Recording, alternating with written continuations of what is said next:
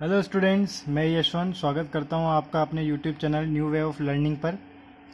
हम बात कर रहे थे class 10th social science chapter 6 central government की। अब तक हमने सेंट्रल गवर्नमेंट वाले चैप्टर में लोकसभा के बारे में सब कुछ पढ़ लिया था। राज्यसभा को हमने स्टार्ट किया था और राज्यसभा की हम पावर्स एंड फंक्शंस पढ़ रहे थे। हमने थर्ड फंक्शन तक पढ़ लिया था, फाइनेंशियल पावर तक। आज हम इसी को आगे कंटिन्यू करेंगे। जिन्होंने इनसे पहले वाले वीडियोस नहीं देखे हैं तो लिंक डिस्क्रिप्शन में है, जाकर एक बार उन्हें पढ़ लीजिए ताकि आपको आगे से अच्छे से समझ में आए। पिछले वीडियो देख लीजिए, पार्ट फर्स्ट से ही। हम बात कर रहे हैं फाइनेंशियल पावर की। कल हमने पढ़ा था फाइनेंशियल पावर के बारे में। देखिएगा, फाइनेंशियल पावर से रिलेटेड पावर जो है वो लोकसभा को ज़्यादा मिली हुई है और राज्यसभा को कम मिली हुई है। फाइनेंशियल पावर से रिलेटेड जितनी भी पावर है वो लोकसभा को तो मिली हुई है ज़्यादा और राज्यसभा को मिली हुई है कम। क्योंकि क्या होता है कि जो मनी बिल होता है ना, कॉन्स्टिट्यूशन के अकॉर्डिंग, हमारे कॉन्स्टिट्यूशन के अकॉर्डिंग मनी बिल जो होता है वो सबसे पहले लोकसभा में प्रपोज्ड होता है। सबसे पहले कहाँ पर प्रपोज्ड होगा? लोकसभा में। लोकसभा से वो कहाँ जाता है? राज्यसभा में। और राज्यसभा के पास केवल 14 डेज होते हैं उस पर डिसीजन लेने के लिए। लेकिन राज्यसभा केवल लोकसभा को क्या दे सकती है? एडवाइस दे सकती है। लेकिन राज्यसभा की एडवाइस को मानना है या नहीं मानना है ये लोकसभा के ऊपर डिपेंड करता है। इसीलिए तो क्या कहा मैंने स्टार्टिंग में ही कि फाइनेंशियल पावर जो है वो लोकसभा को ज़्यादा मिली हुई है और राज्यसभा को कम। क्लियर? आज हम नेक्स्ट पावर की बात कर रहे हैं, एग्जीक्यूटिव पावर। किसकी बात कर रहे हैं हम? Executive power. तो इसमें क्या लिखा हुआ दिखेगा? The council of ministers are responsible to Lok Sabha. ये हमने लोकसभा की पावर में पढ़ा था। एग्जीक्यूटिव पावर लोकसभा की पावर में भी आया था, यहाँ पर भी आया है। यही लाइन हमने लोकसभा की पावर में पढ़ी थी कि भाई जो काउंसिल ऑफ मिनिस्टर्स होते हैं वो किसको लेकर रेस्पॉन्सिबल होते हैं? तो लोकसभा को लेकर। लेकिन राज्यसभा कैन आस्क क्वेश्चंस, और राज्यसभा क्या कर सकती है? देखिएगा, काउंसिल ऑफ मिनिस्टर रेस्पॉन्सिबल्स किसको लेकर है? लोकसभा को लेकर है। लेकिन राज्यसभा कैन आस्क क्वेश्चंस, यानी काउंसिल ऑफ मिनिस्टर से राज्यसभा क्वेश्चंस पूछ सकती है, प्रश्न पूछ सकती है। क्रिटिसाइज देम, उनकी क्रिटिसाइज मतलब उनकी आलोचना भी कर सकती है। ठीक है, अगर वो कोई गलत काम करे तो उनकी आलोचना भी कर सकती है और उनसे प्रश्न भी पूछ सकती है राज्यसभा। ये इनको लेकर रेस्पॉन्सिबल तो नहीं होते, लेकिन फिर भी राज्यसभा इनसे क्वेश्चन भी पूछ सकती है और उनको क्रिटिसाइज भी कर सकती है। But they do not have the power to remove the ministers. इनके पास क्या क्या पावर है? इनके पास पावर है काउंसिल ऑफ मिनिस्टर से क्वेश्चन पूछने की, उन्हें क्रिटिसाइज करने की। लेकिन राज्यसभा के पास इनको हटाने की पावर नहीं है। ठीक है, हो रहा है clear? Executive power complete.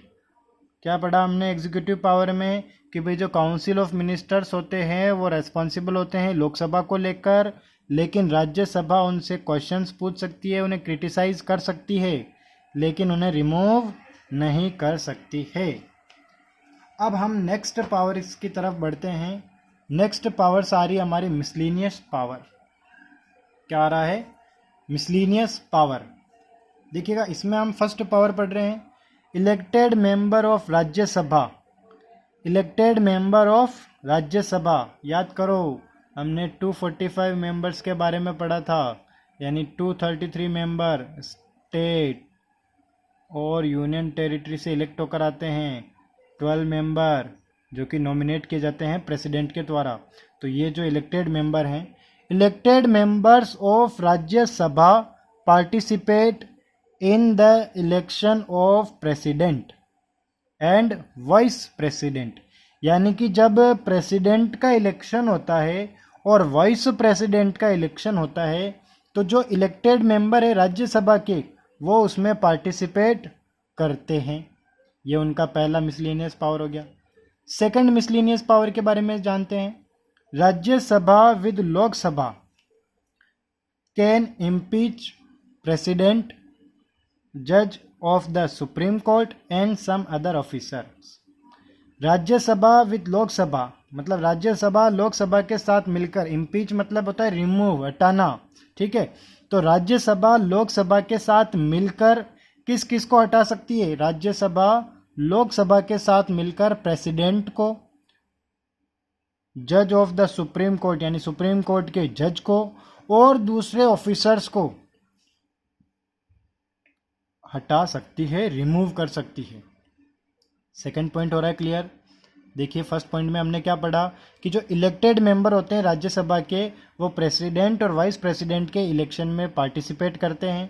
Second point में हमने पढ़ा कि राज्यसभा लोकसभा के साथ मिलकर प्रेसिडेंट, सुप्रीम कोर्ट के जज को और दूसरे बड़े ऑफिसर्स को क्या कर सकती है? रिमूव कर सकती है, इम्पीच कर सकती है। और क्या क्या पावर्स हैं इसके पास, राज्यसभा के पास? देखिएगा थर्ड मिसलिनियस पावर क्या है? Rajya Sabha and Lok Sabha jointly pass a motion through majority and remove the vice president. देखिएगा प्रेसिडेंट इनको तो हटा ही सकती है, इसके अलावा राज्यसभा लोकसभा मिलकर, राज्यसभा और लोकसभा मिलकर मेजॉरिटी के साथ किसको हटा सकते हैं? वाइस प्रेसिडेंट को भी हटा सकते हैं। बात समझ में आ गई? लेकिन यहाँ पर एक याद रखने वाला इंपॉर्टेंट पॉइंट है ये, this type of motion is firstly passed in Rajya Sabha and then send to Lok Sabha. This type of motion यानी कि इस तरह का अगर कोई प्रस्ताव आता है जिसमें किसको हटाना हो? वाइस प्रेसिडेंट को हटाना हो, तो ऐसा प्रस्ताव सबसे पहले कहाँ पर पास किया जाता है? Firstly passed in Rajya Sabha. हो रहा है क्लियर? थर्ड मिसलिनियस पावर को अच्छे से देखिए, वापस देखिए। Rajya Sabha and Lok Sabha jointly pass a motion through majority and remove the vice president. This type of motion is firstly passed in Rajya Sabha and then send to Lok Sabha. यानी कि राज्यसभा और लोकसभा मिलकर वाइस प्रेसिडेंट को भी हटा सकते हैं, लेकिन इस टाइप का अगर कोई मोशन, इस टाइप का अगर कोई प्रपोजल होता है जिसमें वाइस प्रेसिडेंट को हटाना हो, तो ऐसा प्रपोजल सबसे पहले कहाँ पर पास किया जाएगा? राज्यसभा में। इसका अगर आपको कारण बताऊं मैं, तो कारण ध्यान में रखिए कि राज्यसभा का चेयरमैन कौन होता है? राज्यसभा का चेयरमैन होता है वाइस प्रेसिडेंट। इसीलिए इसको हटाने का कार्यक्रम स्टार्ट भी कहाँ से होगा? राज्यसभा से ही होगा। फोर्थ मिसलिनियस पावर के बारे में जानिए। If emergency has to be employed for more than 1 month, यानी कि अगर 1 महीने से ज़्यादा इमरजेंसी लागू करनी हो, 1 महीने से ज़्यादा अगर इमरजेंसी आपातकाल की स्थिति लागू करनी हो, then this type of motion should be passed by both houses through special majority. यानी अगर देश में 1 महीने से ज़्यादा के लिए इमरजेंसी अप्लाई करनी हो, तो इसके लिए दोनों ही हाउसेज में, दोनों ही हाउसेज का मतलब क्या हुआ? राज्यसभा में भी और लोकसभा में भी क्या पास करना होगा? मोशन पास करना होगा, प्रपोजल पास करना होगा। किसके साथ? स्पेशल मेजॉरिटी के साथ। अगर देश में 1 महीने से ज़्यादा, मोर देन 1 मंथ, अगर देश में 1 महीने से ज़्यादा के लिए इमरजेंसी अप्लाई करनी हो, तब दोनों ही हाउसेज से, लोकसभा से भी और राज्यसभा से भी क्या करना होगा? एक मोशन पास करना होगा, एक प्रपोजल पास करना होगा, वो भी किसके साथ? स्पेशल मेजॉरिटी के साथ। ये हमने पढ़ी है राज्यसभा के मिसलिनियस पावर। अब ये जो इम्पोर्टेंट क्वेश्चन आता है ये आपको अच्छे से ध्यान में रखना है, प्लस ये कंपटीशंस एग्ज़ाम जो अगर फाइट करते हैं बच्चे, उनके लिए भी बहुत ज़रूरी है। स्पेशल प्रिविलेज या स्पेशल पावर्स, ठीक है, कितनी है? 2 है। एक दे रखी है आपको आर्टिकल 249 में और एक दे रखी है आपको आर्टिकल 312 में, ठीक है। आर्टिकल 249 की हम बात करते हैं। Rajya Sabha get right to make laws on the subject of state list. हमने स्टार्टिंग में ही पढ़ा था कि 3 तरह की लिस्ट होती है। एक होती है यूनियन लिस्ट, एक होती है स्टेट लिस्ट और एक होती है कॉन्करेंट लिस्ट। यूनियन लिस्ट पर काम बनाने का काम किसका होता है?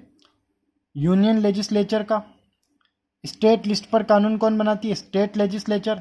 और कॉन्करेंट लिस्ट पर कानून कौन बनाती है? दोनों ही, यानी स्टेट लेजिस्लेचर भी और यूनियन लेजिस्लेचर भी। लेकिन राज्यसभा जो है ना बेटा, राज्यसभा यूनियन लेजिस्लेचर का पार्ट है। इसका मतलब वो लोग स्टेट लेजिस्लेचर पर कानून नहीं बना सकते हैं।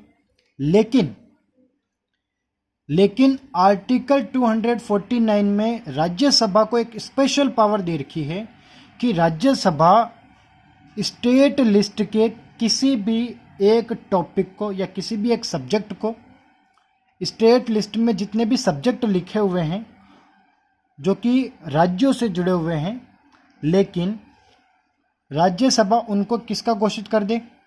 नेशनल इम्पोर्टेंस का घोषित कर दे, और फिर बाद में उन पर वो कानून बना सकती है। वापस समझिए, आर्टिकल 249 में हमें क्या कहा गया है? आर्टिकल 249 में हमें ये कहा गया है कि राज्यसभा जो है वो स्टेट लिस्ट के सब्जेक्ट्स पर भी कानून बना सकती है। स्टेट लिस्ट के ऊपर कानून बनाने का काम ऐसे तो राज्यसभा का नहीं है, लेकिन फिर भी इस स्पेशल पावर के अकॉर्डिंग वो क्या कर सकती है? स्टेट लिस्ट के सब्जेक्ट को क्या घोषित कर दे? नेशनल इम्पोर्टेंस का, राष्ट्रीय महत्व का घोषित कर दे कि भाई इसका राष्ट्र के लेकर बहुत ज़्यादा महत्व है, तो इसको नेशनल इम्पोर्टेंस का घोषित कर दिया। और नेशनल इम्पोर्टेंस का घोषित करने के बाद उस पर कानून कौन बना सकता है? राज्यसभा। हो रहा है क्लियर? Next, article 312। आर्टिकल 312 में हमें क्या कहा गया है? Rajya Sabha has the right to establish new all India service to the central government by passing a motion through 2/3 of its majority. यानी राज्यसभा क्या कर सकती है?